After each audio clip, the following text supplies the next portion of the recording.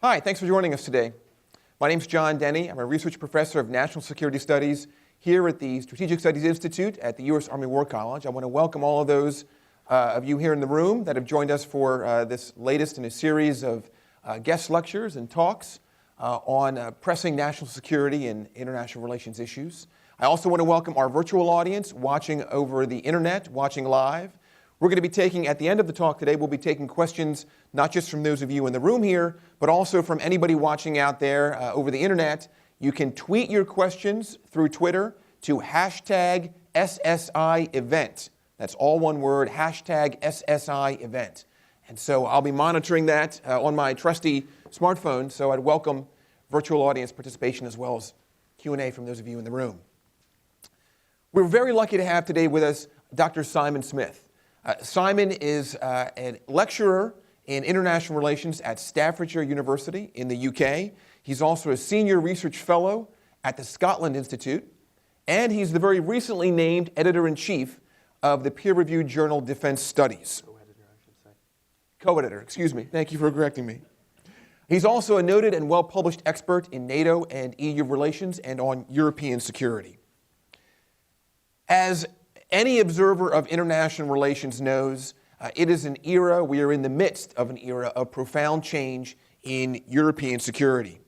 That is mostly because of what happened in 2014. Exactly 3 years ago yesterday, Russia annexed illegally Crimea. That event has resulted really in the upending of the security order that has existed in Europe for decades, which most of us had thought was the reason why we've seen stability in Europe since the end of World War II. Now, in response to that event, many European countries have increased their defense spending. We've seen broad-based increases in defense spending, admittedly uneven, but broad-based since 2014. We've seen increased defense acquisition. In some limited cases, we've seen increases in defense manpower. All that, though, is really part of a longer ongoing defense reform that's been unfolding in Europe really over the last several years, extending back to the period of the sovereign debt crisis and the defense austerity that it brought with it throughout Europe. Now, as European countries are responding to this new strategic environment in Europe, not simply as a result of what's happened in Ukraine, but also the unfolding instability in the Middle East, as well as the threat of domestic terrorism, the homeland security threat, they're responding, as I mentioned, not simply through defense spending increases, but also through a variety of defense reforms. And so we've asked Simon to talk to us today about how those reforms have unfolded over the past couple of years and what we might expect to see in the next couple of years as a result. So without further ado, I'll ask Simon to shed some light on his research into defense transition and defense innovation in Europe. Simon? Thank you, John. And thank you very much for having me here. It's a beautiful part of the world I've never been to before, so it's always nice. I was in Baltimore over the last week, which I had never been to before either, for the International Studies Association conference, and then it was very nice of John to invite me up here to be able to say a few words as well. You've introduced me a little bit. My background has three sort of flavors to it, I suppose. Originally, my sort of doctoral work was in EU-NATO relations, which I kind of try to unpack the differences between the stasis at the strategic level versus what was going on the ground. When I started looking into that, NATO and the EU were having more and more missions in common spaces. So I was interested in how was that working? How are the states getting around some of these blockages at the strategic level? So I looked at things like Afghanistan, counter-piracy, Kosovo, and sort of compared that to some missions that were sort of original Berlin Plus missions. Then after a couple of teaching posts, I moved to the University of Bath, where I began working with Professor David Galbraith there, and that's mainly what I'm going to talk about today, the work with him, where he had an ESRC grant to look into transformation, innovation in European militaries, mainly in direct response to what you mentioned, the financial crisis. Of course, you mentioned Ukraine, which was somewhat of a methodological issue, as it cropped up right in the middle of data collection. Although we were kind of going out to talk about defense budgets and some elements of strategy, Ukraine, halfway through that, became something everyone wanted to talk about. So that had, research implications as well as interesting ones. So I guess what I'll do today is talk a little bit about that work and where we are. And I should caveat with saying this isn't a finished piece of work. I guess in some ways it's much easier to come and present a monograph or a finished book where you have a clear set of conclusions. But I can talk you through our approach, how we've tried to look at or question the study, but also how we've done some collection, and then a few sort of preliminary thoughts instead of real finished conclusions, maybe. So again, this project at Bath really tried to understand transformation in European militaries after the financial crisis and what impact that. I mean, that was kind of the original focus. When we talked about transformation, which came up a lot when we went to talk to people in MODs, do you mean transformation with a capital T out of DOD here, or do you mean something else? And essentially, I think we just mean change over time. So how change is analyzed or assessed or accounted for within European militaries. So we had, as John's already mentioned, you have a sustained period, although not equal period, of declining defense budgets, resource constraints, leading on to declining defense budgets, a different strategic environment. Again, mainly this was originally before Ukraine, but certainly that became an interesting element after that, as well as sort of the impact of operational elements of change, coming out of operations in Afghanistan and Iraq, and what kind of implications they were having. So essentially, we try to understand how we can pull those four things apart, go out into the field and sort of account for these things differently or in their own right before we can then go back and cobble them together and say something about transformation or change in Europe. So we sort of designed, I would say, sort of four, whether you're hypothesis working research questions that were geared around these drivers. The four drivers we looked at being resource constraints. To what extent were resource constraints driving change in Europe? And what are the implications of that? Meaning they would probably be limited in how they could, the capabilities, procurement, and deployment scenarios versus strategic drivers. If strategy was really driving change, then you should see that as an outcome in the way assets, force posture, defense planning was being accounted for. The other variable we looked into was geopolitics and the changing nature of geopolitics in Europe, the U.S.'s relationship with Europe through NATO, more broadly, pivots, whether you want to call them pivots or what the current term is. And then finally, as I said, operational legacies for operations. So was Europe trying to replace a U.S. withdrawal or pivot, or was it sort of relearning or retooling to fight the last war if it was operationally based? So those were the sort of four broad areas we looked at, or we are looking at. I went into the field between 2013 and 2016 to do a substantial amount of qualitative data collection. This coupled, it was a mixed methods approach. Don't want to get into that too much. But essentially, my job was to go and talk to MODs around Europe. We have 8 case studies that were, I think most of the work in this area usually tends to focus on the big three, UK, France, and Germany. We were trying to do a wider approach to this, which obviously brings its limitations in how deep you can go with this limited time and resources you have. But so we had 8 case studies that looked at UK, France, and Germany, but also Belgium, Poland, Spain, Italy, Norway. Is that 8? I think that's 8, yeah. And so I went into the field and visited the MODs of these countries, as well as some of the institutional agents of transformation as well, things within NATO, NATO HQ, NATO SHAPE, NATO ACT, and even the European Defence Agency, to see what they had to say as well. So we were trying to understand both the national dimension to this, but also the collective institutional dimensions as well. I think one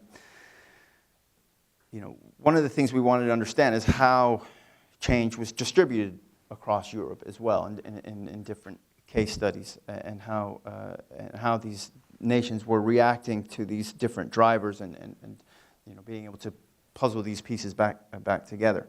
So I conducted about 110 interviews, I would say, with these in the MODs to get a real sense of that.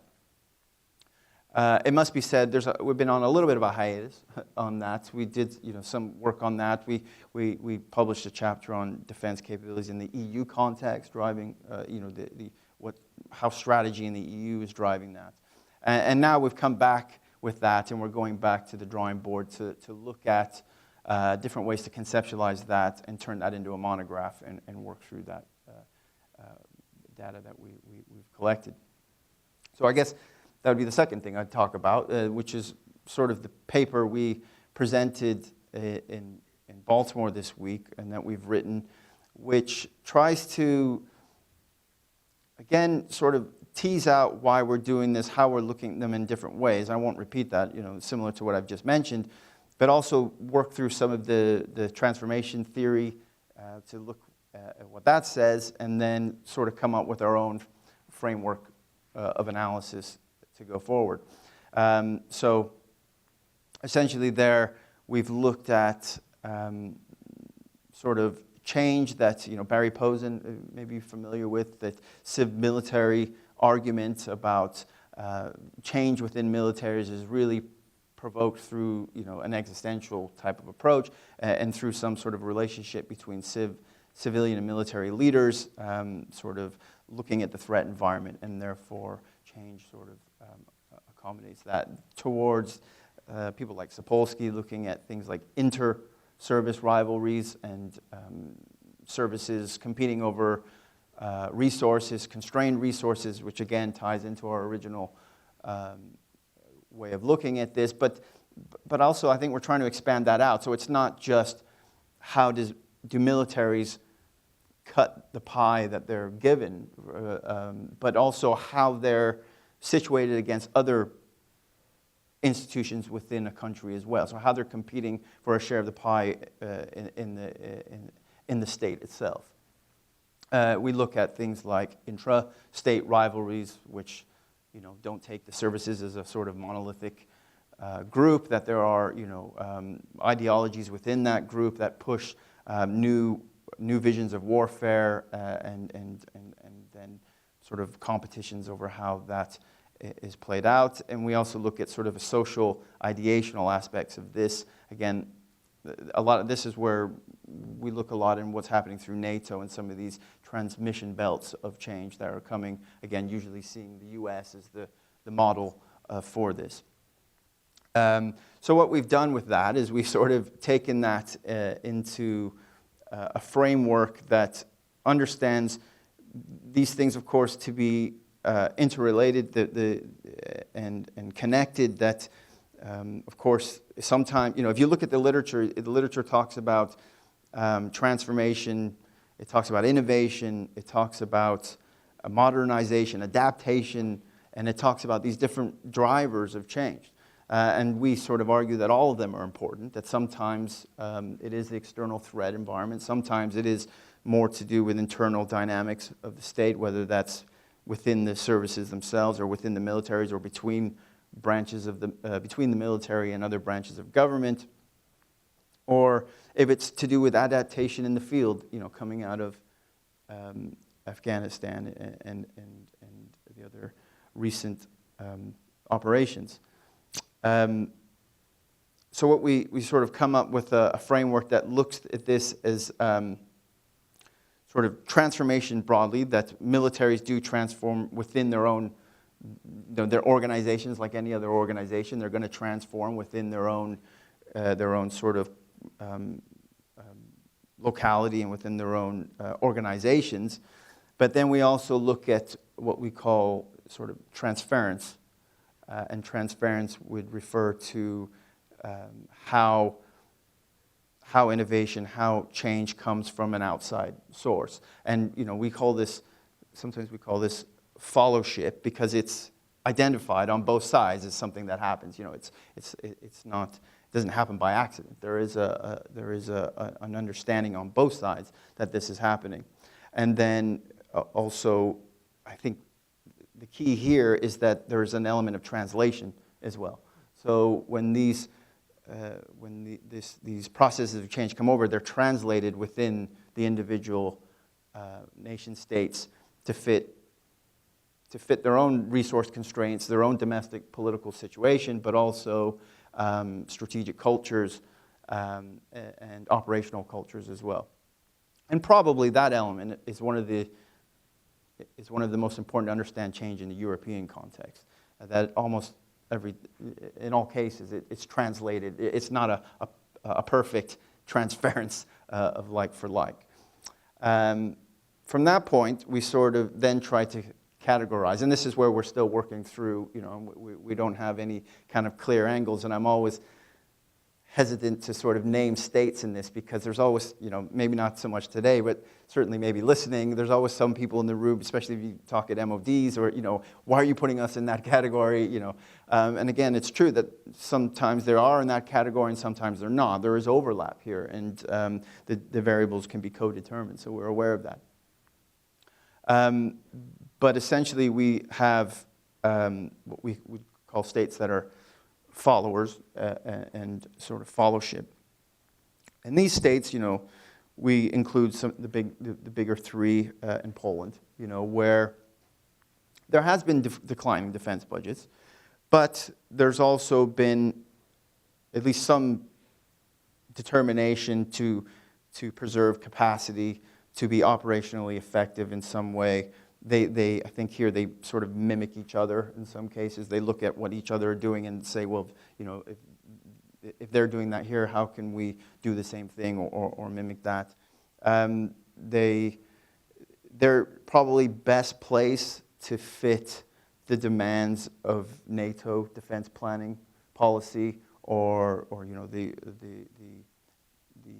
demands that are out there of what NATO calls for, and I'll get back into that in a minute. It's not quite that easy, but and then we look at change there is, of course, it's internal. It's within its own. They have a broader strategic vision of the world generally. They're trying to maintain capabilities, although under declining defense budgets, there has been a bit of an argument on certainly of how much has been a reduce in quantity for quality, and have we gone too far on that? And that is an interesting question that I think is being opened up by what's happening now with Ukraine and more calls for more deterrence and things like that. And then we talk about states who fall into what we categorize as sort of frontline, which, again, they do not have sort of the full spectrum forces or the larger strategic ambition, and most of their change has been informed by operations and trying to meet the operational demands of recent operations, and it's sort of been limited to that in some ways. These states tend to have seen the biggest decline in manpower, some of the, as well as assets. I mean, things like tanks and land have been hit, or a lot of the equipment has suffered, use over the last 10 years and needs replacing, but not a lot of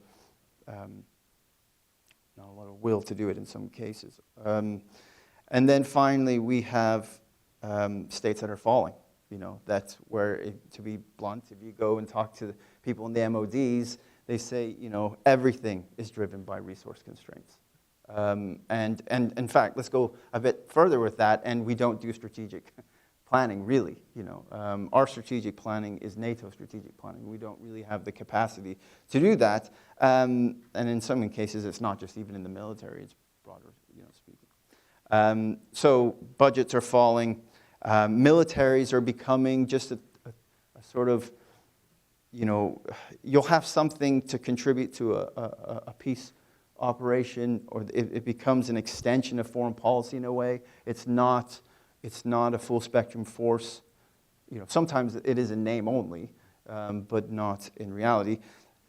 Some of these states, I would suggest, or they would argue especially, that because they're being constrained, or their militaries are being constrained, they're being forced to think outside the box a little bit. And this is where you get into things like pooling and sharing and ideas of how we can make up for those limitations, which is another interesting argument that we can talk about. You know, this understanding that, I mean, I probably shouldn't say where it was as I said this, but I mean, conducted interviews where, you know, some people were saying what we need is sort of lower budgets. Therefore, that'll drive integration in Europe. You know, seeing some of these things beyond just additions, but actual instruments of integration. Therefore, you would reduce this you know, feature you have in Europe of duplication and, you know, multiple militaries that compete with each other, or if you're arguing that. So, you know, I don't agree with that. I think that is, you know, you need to have rising defense budgets. You need to have procurement policies. You need to spend more on R&D and all these things, you know, because a collection of misery isn't going to give you anything more. But, you know, there seems to be that argument there, certainly on the EU side of things, or with some camps inside the EU. So yeah, so that's the sort of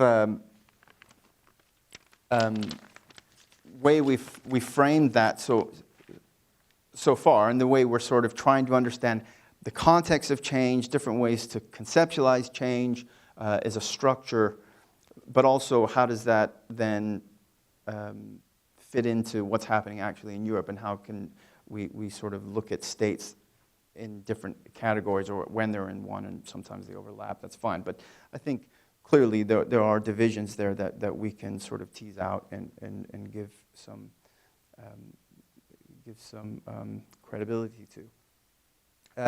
So where does that lead us to? I would say there are some implied drivers that have been affecting change in European armed forces over the last, certainly since the financial crisis. I mean, you mentioned the financial crisis, but of course this has been going on, you know, since the end of the Cold War, where a lot of European militaries have been sort of transforming to an expeditionary posture.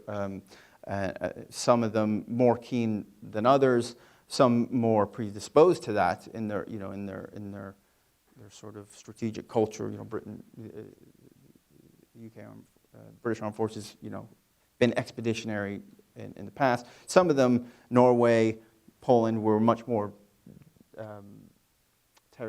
territorial defense oriented, and I think the end of the Cold War and the shift after 9/11 especially brought a bit of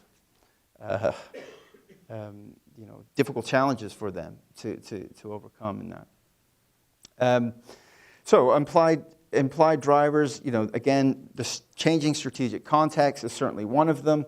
That some of this change is coming from the outside, that European armed forces are being asked to do more with less. You know, again, obviously you've had, you know, the last couple of years, notwithstanding, we've started to see at least some flattening in the decline of defense budgets, with hopefully now some going in the other direction.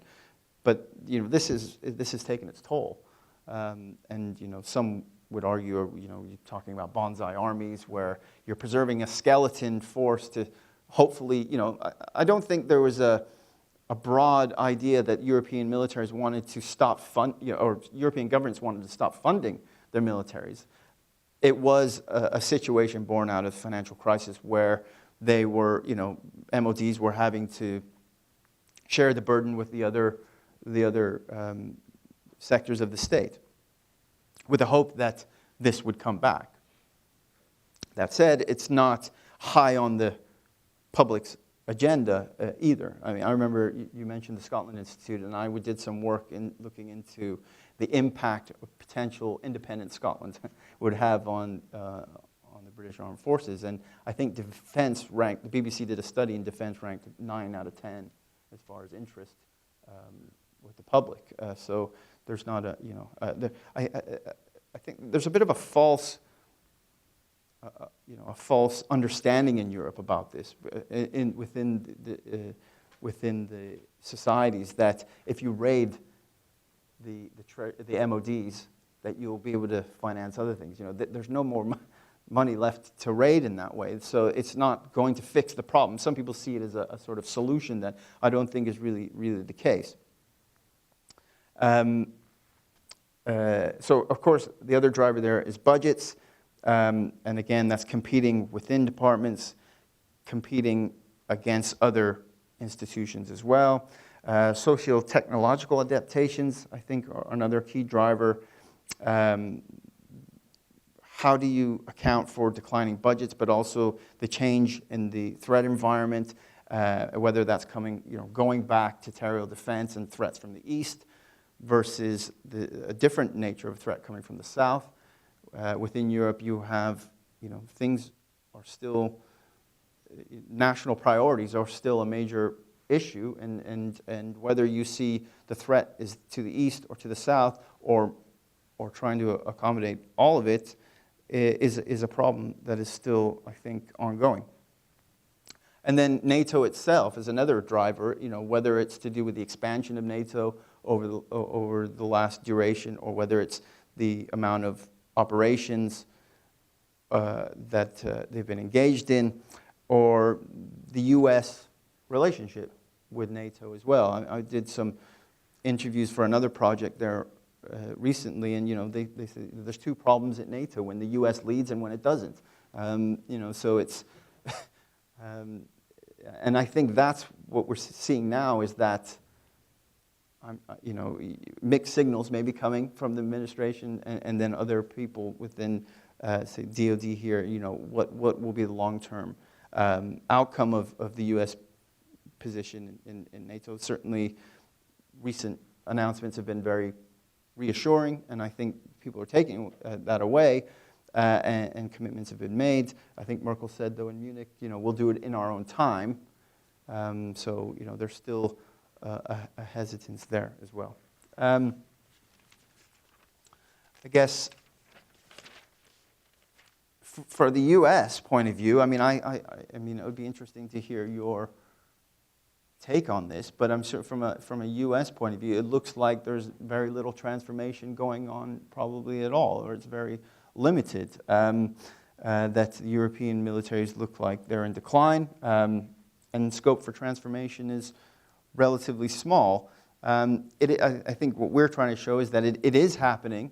It's not equal. It's certainly not equal across Europe. There are different reasons for why that is, but that there is evidence for it there, and I think to some degree there's still a situation where the U.S. probably looks to Europe and says, well, the bigger players are just doing what they can to preserve a force, trying not to upset the Americans too much, to provide a battalion or an air wing for an operation, while essentially still trying to prop up their own, for the nations that have it, their own defense industries, and also calculate that with internal domestic differences on prioritizing, how they prioritize defense. So I think I'll stop there as far as the outline of where we are, and I look forward to your questions. All right, Simon, thank you very much. We're going to get to questions here in the room, as well as those of you watching over the internet. You can tweet your questions virtually to hashtag SSI event. But Simon, let me ask first. As you may know, in the U.S. here, whenever we have a new defense strategy produced by our Pentagon or by the administration in power, it's typically criticized in many ways, but always in one of two ways. Either the administration is criticized for having a strategy that is divorced from consideration, overly divorced, let's say perhaps, of consideration of resourcing. Okay, too much pie in the sky is what many on the Hill will say in response. The flip side of that, of course, is that often an administration will be criticized for being too willing to constrain its strategy by resources. So a strategy that is resource constrained, resource governed, and then some on the Hill or critics elsewhere will say, well, you're not thinking broadly enough. Mm-hmm.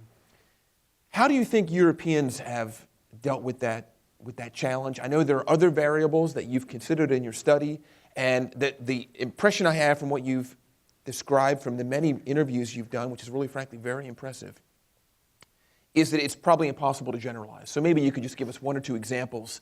But how do you feel Europeans are navigating that path between resource constraints and looking beyond the resourcing at the strategic environment and really trying to take an objective assessment of that environment? Yeah, okay. Yeah, that's an interesting question. And I think it's easier for me to talk about that if I look at the UK, France, and maybe Germany and tease them out as three separate. I think the UK has always been, well, certainly internally by the chattering classes, is that they're constantly, the mismatch between the strategic review and the SDSR, the sort of security and defense, is never equal. That again, it's pie in the sky versus what you can really do. We're going to do everything.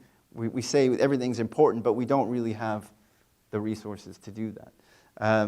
So I think that has been the critique, certainly within the UK. I think France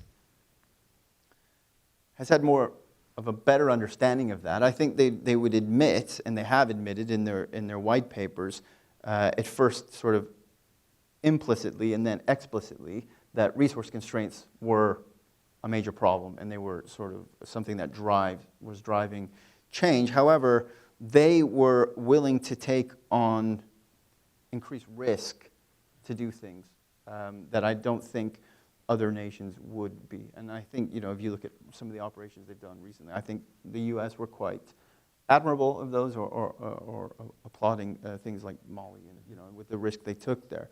But there's no question that resources are driving it. Driving change, and that they're having to really think about how they can, and there's no getting around it. They're going to have to increase risk to do operations, or to do some more challenging operations. Germany, of course, in our study, Germany's relationship with financial constraints is different than the UK and France. It's more of a political decision. It's not so much actual financial constraints. I'm not saying they don't exist, but it's much more to do with internal politics and coming to decisions, and how it, and strategic culture, and how it uses its armed forces. And it doesn't have the same strategic vision or ambition that France and the UK have. It doesn't look south really, as much. It looks east, but not necessarily, in a this is changing a little bit now, but not is a forceful deterrence type of posture. It looked east for economic interests. It looks east differently than Poland does, for example. Exactly. However, you seem to have this drive to create capabilities, to create instruments, but then there's always a fear within the UK or France that will they be used? So okay, we might have a nice shiny toy, and it might be one of the best instruments going and well funded, but will it be used? And this is something that underpins all European thinking about this difference between sovereignty, trust, and then will it? If the answer is somehow integration or specialization, will these things if I commit to them, will they be used when we say that, when our state thinks they should be used? So wait, let me understand. You're saying there's a concern that they won't have access to all of these assets if they're... They're saying that, if I think the UK and France see themselves as more willing to be an active contributor in operations, or willing to use force, so if France or the UK put in resources and capabilities into these, will the decision be made collectively, or will there be a block on using some of these instruments? Okay. Yeah. And I think that's a worry. Again, it seems to be changing somewhat, and we'll keep an eye on that. But yeah, I think that's okay. 3 ways that I've noticed it. Certainly in that discussion come up, and speaking to people in the MODs there. Yeah. Thank you. All right, why don't we open this up to questions in the room here? Yes, please, sir. Please use your microphones, folks, so we can record your questions. Hi, I'm Colonel Todd Key. I'm in SSI as well, but I wanted to sort of build on that last part of your answer, which dealt with sort of the sovereignty question. And what I sort of sense is that there is still this pre-1940s concern that if there is unbalanced military capability, that it would be perhaps inappropriately used on the continent. And then second, which is kind of an opposite to that question itself, but where, in the German white paper, it talks a lot about leadership and about sort of taking more leadership in terms of the direction of the EU and so forth. I think that's a very powerful point, which is how you've got the sovereignty issues on one side, but then on the other side, you see a clear need to have an organized effort, right, to consolidate efforts so that we don't have duplication necessarily. But those are 2 vastly different opposing ideas. How do you think we get there to solving that problem when you still have sovereignty? Yes, I don't know, and I think if I can build onto your own question, the one thing I would add is the questions over Brexit and how that plays into this as well. There's been 2 arguments to that, and one has been that this will have more European defense because the UK is seen as the usual suspect of putting the brakes on more European defense is now out of the way, and therefore we can move forward. But I think the other element to that gets into your question is how ready is Germany willing to lead on this? And again, so France may be in the middle, looking to the UK, which has its own what's the word I'm looking for? Bilateral arrangements that are they've had their problems, but are quite profound. So looking, do we try to integrate more? Do we, I don't want to talk about European armies. That's something in the UK, especially. I think it's just a word that gets put out there. It's not really something that's a reality in the short term. But do we try to integrate? Do we have some leadership here, and then hope, as part of a bargaining with the UK leaving Brexit, that they'll still contribute? Because they see them as someone who, when push comes to shove, will do so. I think that the question is still out on that, and we'll have to see once the negotiations get going, how much the UK is using that as a sort of tool to go after its national interest in this negotiation.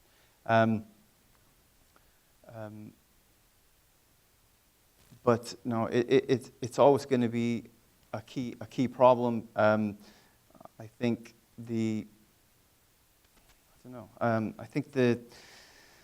I had a train of thought there and I've lost it. Sorry. I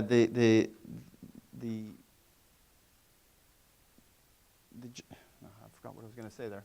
Sorry. Right, we'll come back to it. I know there's a question in the back. Yes, sir. Please. I'll pick it up. Sorry.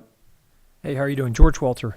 My question is kind of a follow-on to this, but in particular, after the economic crash, we saw some of the decreases in military expenditures across Europe, and it's fairly in the aggregate statement. But have you seen an aggregated lack of depth on sovereign industrial bases, i.e., if they had to rearm quickly. If a European state, something bad happens in, say, the Baltic states, and they had to rearm very quickly, have they structurally protected their industrial base from militarization? I mean, that is a heavy one, and it's a bit outside my, but I think, I don't know, with the 2%, so the UK is sort of fudged, its way. And with the dollar, the pound falling compared to the dollar, it's becoming much more expensive to buy equipment, and that's sort of, causing a problem there. I think ultimately Europe needs to consolidate its defense industries to really be able to do that. But again, that gets back into the leadership question and the sort of sovereignty questions and national champions and the rest of it. So, I'm not really sure that that it would be a quick response or something easily done. And I think that's chimes in with this understanding of bonsai armies. Have they gone too far? Have we gone too far with reducing for quality and quantity? I don't think these are things that are easily replaced. And if you lose a capability, they were trying to preserve them so that they could bring them back in times of trouble. But if you lose the capability, much more difficult to do that. And I think, there are moves to that. Yeah, I think the UK is trying to bring. It lost its MPA, Maritime Patrol Aircraft capability, and there's looking to bring that back. But for some of the nations that are still struggling with the financial crisis, then I don't think they're in as good a place to bring that back quickly. Simon, if I could jump off that question, let me ask you one that's kind of related. Did the topic of defense industry come up in any way in your interviews, in terms of maybe being one of the drivers for reform? Yeah, it did in this case of, because it wasn't one of our sort of initial drivers we looked at, everyone said, well, you can't talk about it without talking about this. So it certainly did. And we were very aware that how do you balance internal politics and defense industries from these other drivers, and they are related. So yes, it did come up. I think you see it in sort of the technology area, or trying to sort of plug and play or be involved with the U.S. at a higher level of the sort of network-centric warfare. That's if you're not in a state that if you're in a state that doesn't have an industry that is really part of that innovation, then it's much harder for them to be able to really play at that same level. So you sort of have the states that are having an enduring connection to that try to be connected as often as they can, versus states that they want to keep, I guess it's plug and play. They want to keep those interfaces open when they need in the combat space, but that's not something that's so enduring. They're not driving the innovation. They don't necessarily have the champions of industry. And then there's that third level that really struggle at all. They can maybe communicate in some limited ways, but they don't have that industry driving it. So it has a real effect on interoperability and cooperation that way. And I think that's something the U.S. is quite interested in going forward. And so I'm not overly optimistic for some of the Europeans on how they'll be able to play into that. Okay, there's a question in the back. Yes, please. Hi, Stephanie Ahern. Thank you so much. I appreciate the insights on what's driving change. I wondered if you could take a step back and how do they see, the different MODs see the problem, understand the problem? When you're doing your interviews, did the MODs, and looking east on this, do the MODs see the problems from the east the same, or are they looking at it differently? And then also from being in the U.S. at ISA, are the U.S. looking at it fundamentally different as well? Yeah, I think the short answer to that was yes. Again, bearing in mind that the original data collection was in between what happened, but I think there was coming out of missions Iraq and Afghanistan. Some in the southern periphery were clearly more interested in looking to that, trying to understand how they could provide security in that way without having to, they weren't as interested in the threat coming from the east. And I think there was a bit of shyness to get involved in operations going forward, really, And then I think that also depended on the level of the state, and how ambitious they were. So if we think of some of the operations as being less than successful politically, or is a larger question of how these states are now in stability. Then for some of the states, they were part of that, see that is impacting on whether it's coming from their publics or how it impacts on their MODs. The smaller states, they felt they transformed to be able to go there and play its role, and they played their role well, and they were quite impressed with themselves, if I want to put it that way, and saw that as their ambition. And here a lot of the MODs would talk about change or transformation or lessons learned out of positive experience versus negative experience. And I think if we go even further back to things like Kosovo, there was real, this is when a lot of the European militaries found out for the first time that it was hard to send forces quickly somewhere. I mean, and this wasn't just Europe. I mean, of course, we were dealing with that in the U.S. A different way, as well as the other larger nations in Europe. But they saw themselves as, I did my part. We've been able to transform. We've been able to provide a capability that wasn't in necessarily our national identity before, and we've done it. We've paid we paid into NATO and into what's the word I'm looking for? Pay their dues? And pay their dues. I'm thinking burden sharing. Paid into burden sharing in that way. And then, of course, that gets into a different question, which you saw in Munich, about how people are interpreting burden sharing. And that is something we'll have to see how that plays out. But yeah, there certainly was differences in that. And places like Norway, which see its ability to transform, they see their national deterrence or territorial posture and NATO posture as mutually beneficial, in doing that. So yeah, there was clearly differences, and in some places it was very obvious. This depression is not the right word, but the anxiety over not only limited budgets in a whole sense, but is in having to go back and argue for everything and account for everything down to a level that they weren't used to doing before as well. We've got just a few more minutes left for questions. Let me remind our virtual audience that you can tweet your questions to hashtag SSI event. Simon, let me push you out of your comfort zone a little bit and ask you to look at this or to comment on this maybe from the American or Washington's perspective.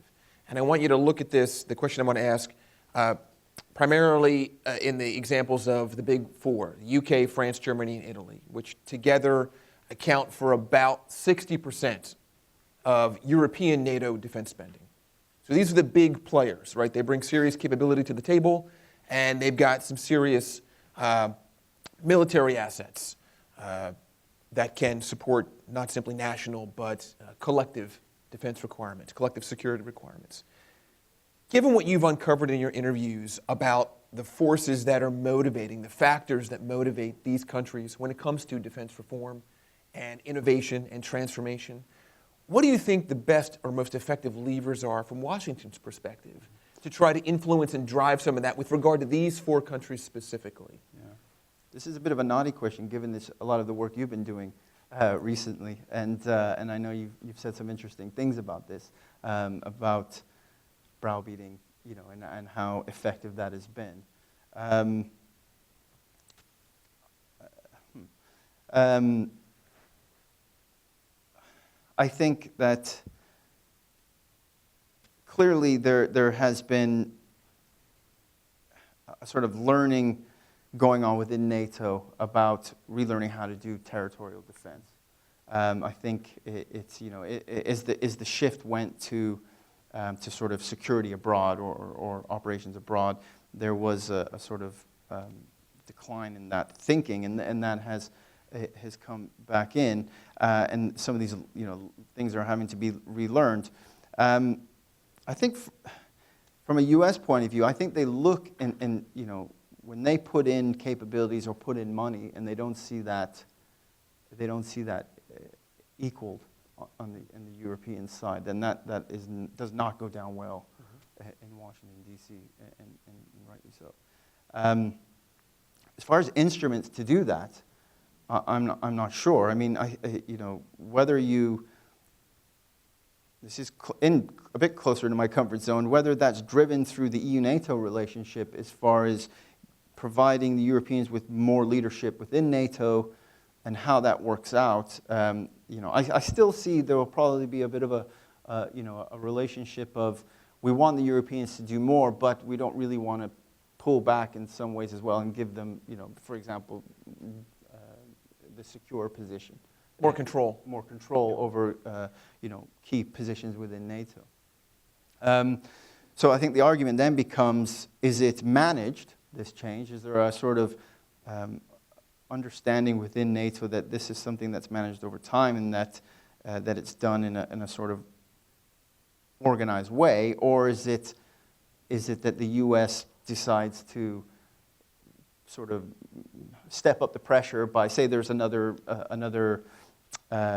operation similar to Libya, where they say, we're not even going to lead from behind, or whatever the terminology was. You're really going to have to do this one on your own and make them step up to the plate, and not even, what was clear out of that operation was that the critical enablers weren't there, and that that it was a hard thing to do. And I think the Europeans, even if there's this talk about doing more in the European Union, they still want the U.S. involved, whether it's actively involved or just there within the decision-making process. The key difference between NATO and Europe, obviously, is that the U.S. drives that decision-making, where there's more,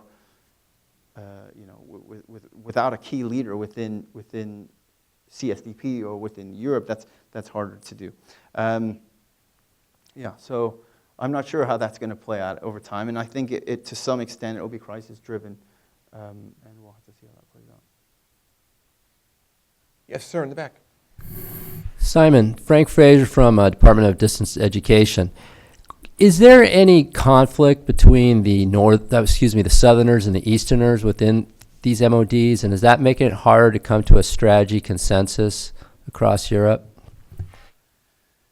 There clearly is. The national priorities are still what run the show.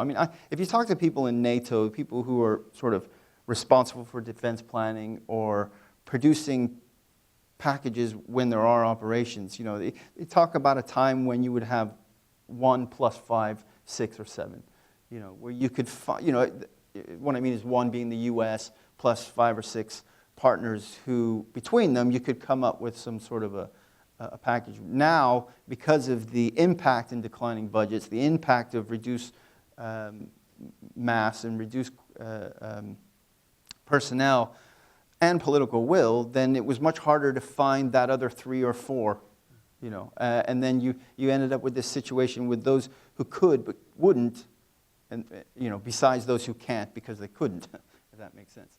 And that, I think some, going back to Libya, I won't name names there, but there were some states that could that didn't, and I think the takeaway from that was don't do that again.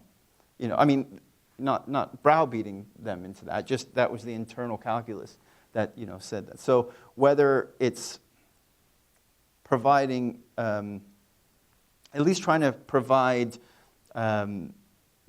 if assets are used in an operation here, then how can we provide something back within a shape, or to help subsidize those assets being moved over. But yeah, clearly there is a difference between how they prioritize these things, and I think, you know, if you look at things like pooling and sharing and smart defense, you know, these are things that will help, but they're not the answers in themselves. You know, and this is where I was getting back to what I said before. Without increases in defense budgets and real spending on real programs and R&D, then these things aren't going to supplement that, or aren't going to fix that. You know, some of them are. You know, if you look at some of the bigger projects, if you look at pooling and sharing or smart defense as grand programs, there are things like the F-35 programs that will help bring that on. But if you look at the actual list, the laundry list of pooling and sharing, it's not been overly successful over the duration. So I think what the MOD's told me is that NATO defense policy planning, great documents, makes a lot of sense. At the end of the day, they don't do it. You know, they still prefer national priorities, and that's where you get into the East and South. And then even if they can sort of get over that hurdle, then there's different procurement cycles that are out of whack, you know, and therefore harder to combine programs to provide capabilities that are at that collective level. That's certainly been my understanding. Well, Simon, thank you so much for joining us today. As you know, with the new administration in Washington, not very far from here, still finding its footing on transatlantic relations, these topics are very important right now and will continue to be so for the upcoming months and years. And your research is a fairly significant contribution to our understanding of how that process will play out. So we're grateful you were able to join us today. Ladies and gentlemen, please join me in thanking Dr. Simon Smith. Thank you.